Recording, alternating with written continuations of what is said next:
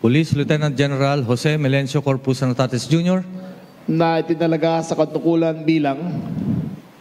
na itinalaga sa katungkulang bilang Officer in Charge, Philippine National Police. ay team na nanunumpa.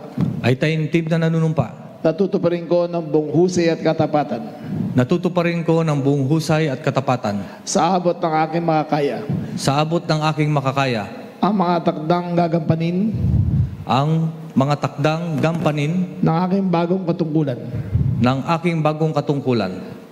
Kalinsabay nito'y Kaalinsabay nito'y nangangako ako sa ngalan ng Republika ng Pilipinas sa ngalan ng Republika ng Pilipinas na aking itataguyod at ipagtatanggol na aking itataguyod at ipagtatanggol ang saligang batas ang saligang batas at tunay na mananalig at tatalima ako rito at tunay na mananalig at tatalima ako rito na susundin ko ang mga alituntunin, na susundin ko ang mga alituntunin, mga kautosang legal mga kautosang legal at mga dekretong pinairal at mga dekretong pinaiiral na mga sadyang dinakdang na mga sadyang itinakdang may kapangyarihan sa ilalim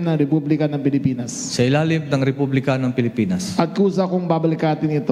At kusa kong babalikatin ito ang mga pananugutang ito